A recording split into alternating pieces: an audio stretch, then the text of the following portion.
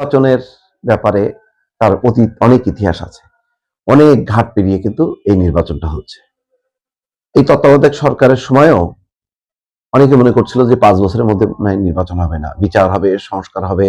অনেকের আকাঙ্ক্ষাটা তাই ছিল। অভ্যুত্থানকারী শক্তিগুলো চাচ্ছিল যে নির্বাচন না হোক, সংস্কার বিচার হোক, তারপরে দেখা যাক। এরকম একটা অবস্থা। কিন্তু সাধারণভাবে ব্যবসায়ী, পশ্চিমারা, ভিন্ন দেশের অভ্যন্তরে একটা নির্বাচিত সরকারের জন্য চাপ তৈরি হলো। পরে এক পর্যায়ে পিছাতে পিছাতে এটা ফেব্রুয়ারিতে এসে ঠেকলো এবং 12 ফেব্রুয়ারি যখন কি মানে স্টিক হলো, তখন ডক্টর মোহাম্মদ ইউনূস বললেন যে এই নির্বাচন আর পেছাবে না। এখন আজকে আপনাদের সামনে দাঁড়িয়ে যখন কথা বলছি, 10ই ফেব্রুয়ারি, 12 তারিখ নির্বাচন, মাঝখানে একটা দিন আছে। এইরকম সময় যদি কোনো একটা পক্ষ নির্বাচন থেকে সরে দাঁড়ায়, তাহলে কি হবে? ধরেন এমনকি নির্বাচনের দিন বেলা 12টার দিকে কোন এক পক্ষ বলো যে এই নির্বাচন ইলেকশন ইঞ্জিনিয়ারিং এর নির্বাচন, এই নির্বাচন আমরা বর্জন করলাম, তখন কি হবে? কঠিন একটা পরিস্থিতি তৈরি হবে। কেউ আশঙ্কা করছেন যে শেষ মুহূর্তে নির্বাচন বানচাল হয়ে যেতে পারে। তাহলে কি ইউনূস সরকার থাকবেন? অনেকে বলছেন যে না, ইউনূস সরকার থাকবে না, অন্য সরকার এসে নির্বাচন দেবে, কিন্তু সেটা আরো 6 মাস 1 বছর পরে হবে। কিন্তু এই নির্বাচন না হওয়ার ধকল কি পোষাতে পারবে বাংলাদেশ? সম্ভবত পারবে না। চরম বিশৃঙ্খলা এবং মারামারি কাটাকাটি হবে। খেয়াল করবেন যে বিএনপির কাছে যখন কি প্রশ্ন করা হয় এই নির্বাচনের ফলাফলকে আপনারা মেনে নেবেন, তখন তারা টেকনিক্যাল উত্তর দেয়, যদি সুষ্ঠু ভালো নির্বাচন হয় আমরা মেনে নেব। জামাতকে জিজ্ঞাসা করবেন, একই কথা বলবে। তার মানে একটা ঠেকনাতে কিন্তু তারা দিয়ে রাখলো, একটা অপশন দিয়ে রাখলো, যাতে তারা সেখান থেকে বের হয়ে যেতে পারে। বলবে যে হ্যাঁ, আমরা আগেই তো বলছি সুষ্ঠু অবাধ নিরপেক্ষ নির্বাচন হলে আমরা সেই ফলাফল মেনে নেব। যেহেতু নির্বাচন হয়নি, ভালো নির্বাচন হয়নি, আমরা বর্জন করলাম, তখন কি হবে? মহাসংকটে পড়বে। আগে দেখেন যে সংকটটা শেখ হাসিনা তার মতন করে হ্যান্ডেল করেছে, তার একক স্বেচ্ছাচারিতার মানে বলে আর কি, এবং অনেকটা বলা যায় নির্লজ্জের মতন, জনসমর্থন নেই, পার্টিসিপেশন নেই অন্য দলের, নিজেরা একটা ভোট করে তারা তারা চালায় গেল 5 বছর, তারপরে আবার 5 বছর, তারপর আবার 5 বছর। তো এটা কি অন্য দলের পক্ষে সম্ভব? জামাত বা বিএনপির পক্ষে? অনেকে বলেন যে না, সম্ভব না। শেখ হাসিনা যা করেছে এটার আর পুনরাবৃত্তি ঘটবে না। তাহলে একটা মহা সংকট হবে। সেই সংকটটা কোন দিকে ধাবিত হবে, কিভাবে তার সমাপ্তি হবে, এটা কিন্তু কেউ বলতে পারছে না। কিন্তু যদি রাজনৈতিক বুদ্ধিমত্তার পরিচয় দেওয়া হয়, যদি পরাজয়টা মেনে নেয় কোনো পক্ষ, তাহলে রক্ষা। যদি পরাজয় কেউ মানতে না চায়, তাহলে কিন্তু ভয়ঙ্কর একটা রাজনৈতিক সংকটের দিকে। বিএনপির চেয়ারম্যান জনাব তারেক রহমান, সম্ভবত তাকে নিয়ে একটা বিরাট ঝামেলা তৈরি হতে যাচ্ছে আগামী দিনগুলোতে। আপনারা সবাই জানেন যে 11-র সময় জনাব তারেক রহমান সাহেব সেনা হেফাজতে ছিলেন। ওই সময়টিতে তাকে বেদম প্রহার করা হয়। কিছু কিছু ভিডিও ফুটেজ এবং কিছু কিছু অডিও রেকর্ড, তার সঙ্গে সঙ্গে স্টিল ছবি, তার মাধ্যমে আমরা যেটা দেখেছি সেটা হলো 11-র সময় তাকে নির্যাতনের নামে বা নির্যাতন করার জন্য তার 2 হাত ফ্যানের সঙ্গে টানানো অবস্থায় আছে এবং ওই অবস্থায় তাকে বেধড়ক পেটানো হয়েছে। এরকম একটা ছবি ইন্টারনেটে ভেসে বেড়াচ্ছে। এবারে আমরা যেটা শুনেছি যে তাকে ওই সময়টিতে এমনভাবে পিটানো হয়েছে, সেই পিটুনিতে তার মেরুদণ্ড ভেঙে গিয়েছিল, তার কোমর ভেঙে গিয়েছিল। মেরুদণ্ডের 2টো অংশ, একটা হলো পিঠ। তো পিঠে সেই বেদনাটি তিনি এখন অনুভব করেন বলে সাম্প্রতিক সময় তার একটি বক্তব্যে তিনি সেটা বলেছেন। আর অন্যদিকে তার কোমরের যে বেদনা, সেই বেদনাটা কোন পর্যায়ে আছে তিনি হয়তো সেটা বলেননি, কিন্তু যারা তাকে আক্রমণ করেছিল তাদের একটা ইচ্ছা ছিল বা অভিলাষ ছিল যে জনাব তারেক রহমান সাহেব যেন জীবনে কখনো কোমর সোজা করে দাঁড়াতে না পারেন, সোজা হয়ে হাঁটতে না পারেন, এবং জিন্দিগি ভর তিনি যেন এই যে তাকে মারা হয়েছে এই কথা তিনি স্মরণ করেন। 11-র সময়টিতে যারা তাকে নির্যাতন করেছিল তারা ধারণা করেছিল তিনি হয়তো বাঁচবেন না, তিনি রাজনীতিতে ফিরবেন না, তার কোনো ভবিষ্যৎ নেই এবং তাকে সারাটা জীবন কারা প্রকোষ্ঠে কাটাতে হবে। ১/১১ যারা কুশীলব তারা বিএনপিকে এমনভাবে আক্রমণ করেছিল, সাঁড়াশি আক্রমণ করেছিল যে তারেক রহমান বিরোধী, হাওয়া ভবন বিরোধী যে গ্রুপটি রয়েছে, সংক্ষুব্ধ গ্রুপটি, তাদেরকে সংস্কারবাদী নাম দিয়ে রাজনীতির পাদপীঠে আনার জন্য তারা সর্বোচ্চ বিনিয়োগ করেছিল। এবং এই কর্মকাণ্ড যখন চলছিল তখন সেনা কর্মকর্তা, পুলিশ কর্মকর্তা এবং যারা সংস্কারবাদী রাজনীতির সঙ্গে জড়িত ছিল তারা প্রথম কয়েকটি মাস এতটা চেয়ার্সের মধ্যে ছিলেন যে no Khaleda, no Hasina, no Tarek, nothing. তারা নতুন একটা সাম্রাজ্য গড়বে, নতুন একটা বন্দোবস্ত তৈরি করবে। এবং এখন যে সকল কথাবার্তা হচ্ছিল, মানে এখন যে সকল কথাবার্তা মোটামুটি নির্বাচনের সময় ধামাচাপা পড়ে গেছে, বাট ৪-৫ মাস ধরে যে সকল সংস্কারের কথা, নতুন বন্দোবস্তের কথা শোনা যাচ্ছিল, এগুলোর যে অঙ্কুরোদম যেটা অঙ্কুর যেটা মানে বীজের ভিতর থেকে যেটা চারা গজায়, তো সেটা হয়েছিল সেই ১/১১ সময়। ১/১১ যারা কুশীলব তারা মনের আনন্দে বেগম খালেদা জিয়ার বাড়িতে তাণ্ডব চালিয়েছেন, তারা মনের আনন্দে তারেক রহমানকে মারধর করেছেন, কোকোকেও মারধর করা হয়েছে, বেদম মারধর করা হয়েছে। বলা হয়ে থাকে যে কোকোর যেহেতু শরীর ভালো ছিল না, রোগাক্রান্ত ছিলেন, ফলে তিনি সেই মারধরের পর আর সুস্থ হয়ে বাঁচতে পারেননি, তিনি মারা গিয়েছিলেন। কিন্তু তারেক রহমান সাহেব তুলনামূলকভাবে সুস্থ থাকার কারণে তিনি আজকের এই অবস্থানে দাঁড়িয়ে আছেন। এখন এই যে তারেক রহমানের যে অসুস্থ হওয়া, তার মারধর খাওয়া ইত্যাদি নিয়ে এখন ৩টি পক্ষ কাজ করছে। একটি পক্ষ তারা বলার চেষ্টা করছেন যে তারেক রহমান সাহেবকে যে মারধর করা হয়েছে, উচিত কর্ম করা হয়েছে, বিনা কারণে কি মারধর করা হয় নাকি? অন্যায় করেছেন, বদমাইশি করেছেন, এজন্য মিলিটারি মারেছে। মিলিটারি কি এমনি এমনি কাউকে মারে নাকি? এবং এই ধরনের বক্তব্য প্রথম চরমনাই পীর সাহেব দিয়েছেন। আর যাদের সাহস নেই বা প্ল্যাটফর্ম নেই তারা কিন্তু মনে মনে এই কথাই বলছেন যে ভালো কাজ করেছে, এরকম লোকদেরকে মারধর করা উচিত।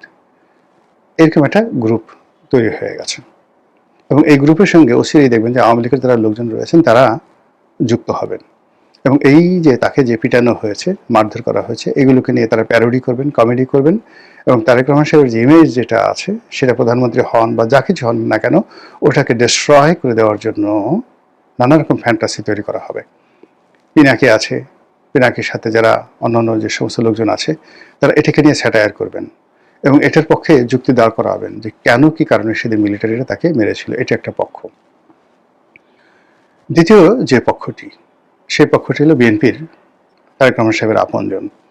তারা এই বিষয়টিকে গোপন না রেখে বরং এই জিনিসটিকে সহানুভূতি লাভের একটা উসিলা হিসেবে সামনে নিয়ে আসবে এবং এটা নিয়ে গল্প, কবিতা, উপন্যাস রচনা করে কেন তারেক রহমান সাহেবকে নির্যাতন করা হলো, তার মতো পুতু পবিত্র দেশপ্রেমিক দেশনেতা, এত ভালো মানুষ, দেশের চিন্তায় যিনি এটা করেননি ওটা করেননি, দেশের চিন্তায় যিনি তার জীবনকে তছনছ করে দিয়েছেন, যিনি দেশপ্রেমে শেখ হাসিনা, খালেদা জিয়া, বঙ্গবন্ধু কিংবা এরশাদ, অন্যান্য যারা রাষ্ট্রপ্রধান ছিলেন, সরকার প্রধান ছিলেন, তাদের সবার চাইতে তিনি কয়েক ধাপ এগোনো।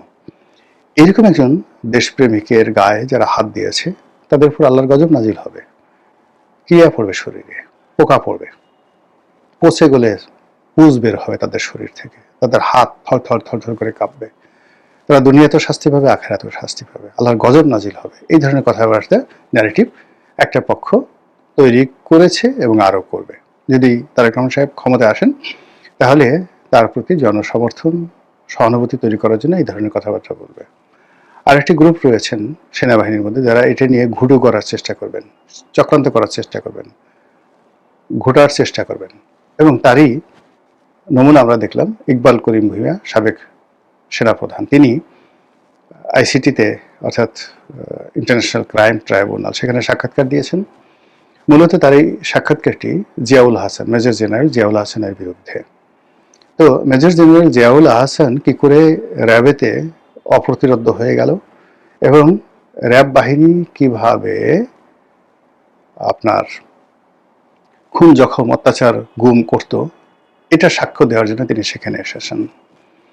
এটা নিয়ে সেনাবাহিনীর মধ্যে ভীষণ রকম নেতিবাচক প্রতিক্রিয়া হচ্ছে এবং গত 17 মাসে ইকবাল করিম ভূঁইয়ার যে অ্যাক্টিভিটিস এবং শেখ হাসিনার পতনের ঠিক অল্প কয়েকদিন আগের থেকে তিনি যে নড়াচড়া করছেন, কথাবার্তা বলছেন, এটা নিয়ে সর্বমহলে আলোচনা হচ্ছে এবং বেশিরভাগ 99% আলোচনা হচ্ছে ইকবাল করিম ভূঁইয়ার বিরুদ্ধে। তাকে বলা হয় 2014 সনে বিনা ভোটের কারিগর। 2014 সনের যে ভোটটা হয়েছে বিনা ভোটের কারিগর। এখন এই কারণে তিনি কি ভীত সন্ত্রস্ত? এবং ক্যান্টনমেন্ট উন্নয়নের নামে, সৌন্দর্য বর্ধনের নামে তিনি দুহাতে যে টাকা পয়সা খরচ করেছেন এবং সেই টাকা নিয়ে ক্যান্টনমেন্টের যে অডিট ডিপার্টমেন্ট, সেটি রীতিমতো তাদের সঙ্গে, সেই অডিট ডিপার্টমেন্টের সঙ্গে, পরবর্তী যারা সেনাপ্রধান হচ্ছেন তাদের সঙ্গে, ন্যাশনাল অ্যাকাউন্টস কমিটির সাথে ভীষণ রকম মতদ্বৈততা আছে। এই কারণ হলো সেনাবাহিনী আধুনিকায়নের পরিবর্তে তিনি সেনা বাহিনীর যে আবাসস্থল ক্যান্টনমেন্টগুলোর সৌন্দর্য বর্ধন করার জন্য দুই হাতে টাকা খরচ করেছেন এবং কাউকে পরোয়া না করে। এবং সেই টাকা কত হাজার কোটি টাকা, এবং কত হাজার কোটি টাকার কত টাকা খরচ করেছেন এবং কত টাকা অপচয় হয়েছে, কত টাকা মেরে দিয়েছেন, কারা মেরে দিয়েছেন, এইগুলো নিয়ে নানা রকম বক্তব্য রয়েছে। 2 নম্বর হলো তার স্ত্রী ক্ষমতা, অ্যাম্বিশন এবং তার স্ত্রীর অপব্যয় নিয়ে ক্যান্টনমেন্টে রীতিমতো খোশগপ্প হয় সারাক্ষণ। 2013 সন পর্যন্ত তাকে নিয়ে সেনাবাহিনীর মধ্যে এক ধরনের মিথ ছিল।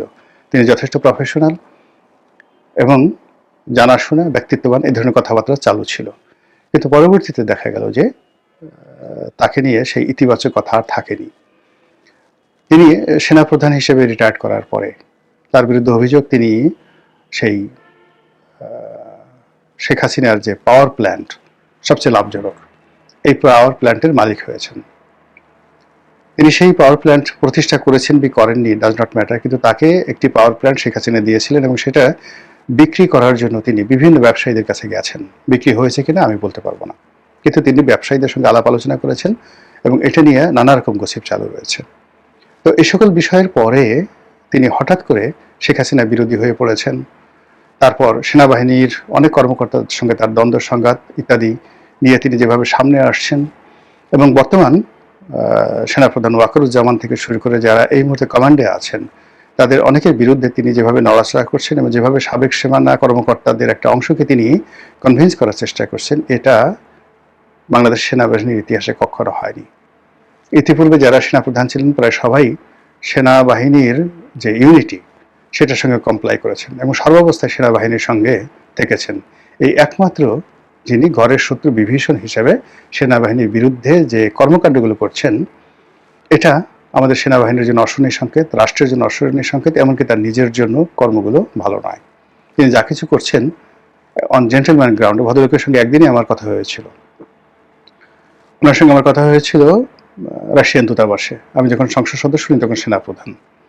তার সে ভিজিটিং কার্ডটাও আমার কাছে রয়ে গেছে। উনি অনেক মানুষকে রেখে, কেন জানি মানে ওই সময়টাতে সেনাপ্রধান 2013 সনে তাকে কেন্দ্র করে একটা মিথ ছিল, অনেক বড় বড় মন্ত্রী তার সাথে একটা ছবি তুলতে চাইতেন।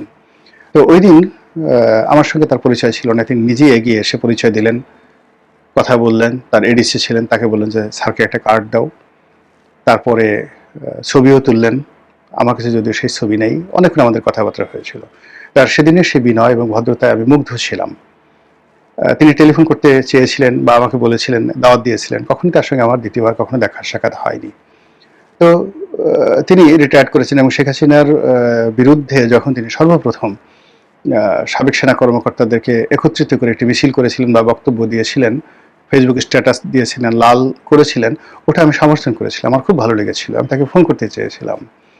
কিন্তু পরবর্তীতে তার সেই উপদেষ্টা হওয়া না হওয়া নিয়ে নানা রকম কথাবার্তা হয়েছে। আমার সুভাষিস ছিল যে ইকবাল করিম ভূঁইয়াকে ডক্টর মোহাম্মদ ইউনূস উপদেষ্টা হিসেবে নিয়োগ দেবেন এবং আমার বিশ্বাস এখনও আছে যে তার মধ্যে এখনো যে যোগ্যতাগুলো রয়েছে সেই যোগ্যতা দিয়ে তিনি যে কোনো একটি মন্ত্রণালয় অন্য যে কোনো কর্মকর্তার চেয়ে ভালো চালাতে পারবেন, এতে কোনো সন্দেহ নেই। কিন্তু তার সঙ্গে সঙ্গে তাকে কেন্দ্র করে আগে যে ঘটনাগুলো বললাম, সেনাবাহিনীর মধ্যে যে মিথস্ক্রিয়া রয়েছে, মতদ্বৈততা রয়েছে এবং তিনি যেভাবে দুহাতে টাকা খরচ করেছেন, তার স্ত্রীর যে বদনাম রয়েছে, তার স্ত্রীর অ্যাম্বিশন নিয়ে যে সকল কথাবার্তা হচ্ছে, এগুলো কিন্তু তাকে কগনিজেন্সে নিতে হবে।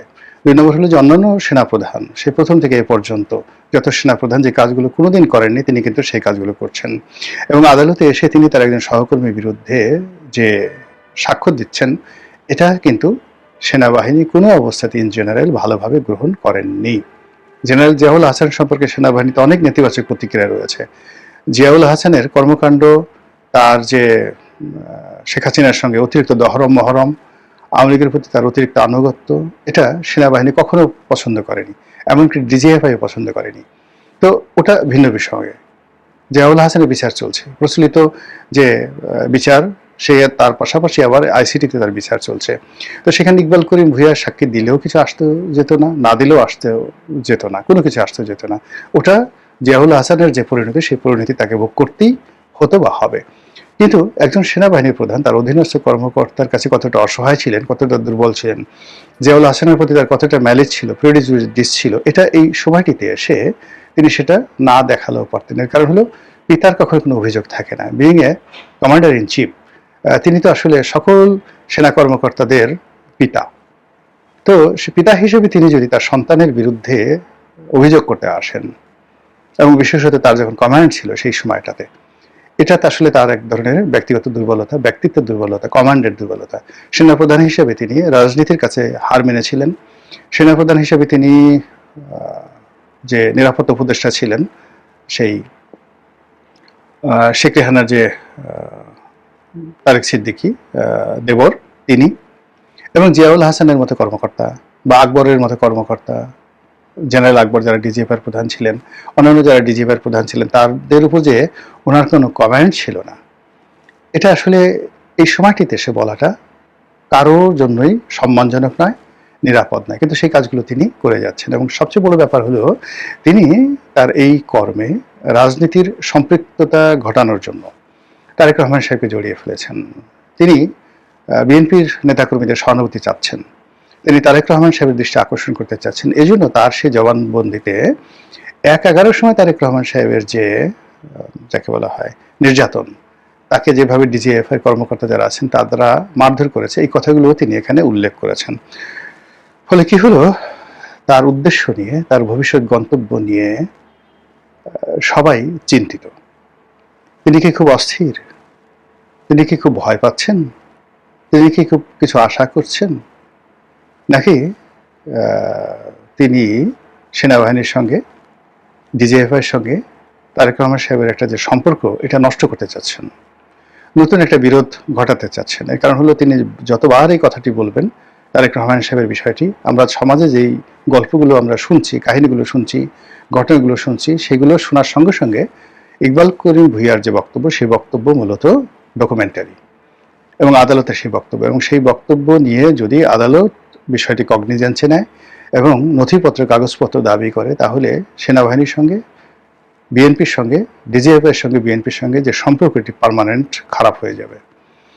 অন্যদিকে বিএনপি যারা লোকজন রয়েছেন, তারা যদি ভবিষ্যতে ক্ষমতায় আসে, তাহলে এটাকে প্রতিহিংসার একটা উপকরণ হিসেবে ব্যবহার করার চেষ্টা করবেন। এবং সঙ্গত কারণেই বিএনপি জানতে চাইবে কারা কারা সেই কর্মকর্তা ওই সময়টাতে তারেক রহমান সাহেবকে মারধর করেছিলেন। সেই তথ্য দেওয়ার নাম করে যদি তারেক রহমান সাহেবের সঙ্গে ইকবাল করিম ভূঁইয়ার একটি সংযোগ হয়, বিনিময়ে তিনি যদি ভবিষ্যতে স্বরাষ্ট্রমন্ত্রী হন, প্রতিরক্ষা মন্ত্রী হন, কিংবা অন্য কোনো বড় মন্ত্রী হন, আর অন্যদিকে তাকে কেন্দ্র করে যদি সেনাবাহিনীর মধ্যে চাঞ্চল্য তৈরি হয় এবং অনেক সেনা কর্মকর্তাকে গ্রেপ্তার করা হয়, সেক্ষেত্রে বিএনপি ক্ষমতায় থাকতে পারবে না। বিএনপির তারেক রহমান সাহেবের অবস্থা তখন সেই ইমরান খানের মতো হবে, এবং ইমরান খানের পক্ষে যে সকল জেনারেল, ইকবাল করিম ভূঁইয়ার মতো যে সকল জেনারেল পাকিস্তানি ইমরান খানের পক্ষে দাঁড়িয়েছিলেন এবং তাকে প্রলুব্ধ করেছিলেন, তাকে প্রভোগ করেছিলেন এবং বিভিন্ন ঘটনা ঘটিয়েছিলেন, খুঁজে দেখেন এখন ইমরান খান এবং তার পরিবারের পাশে সে সকল জেনারেলদেরকে খুঁজেও পাওয়া যাচ্ছে না। আশা করি এখানে যারা আছেন, জনাব ইকবাল করিম ভূঁইয়া তিনি নিজে, এবং বিএনপি যারা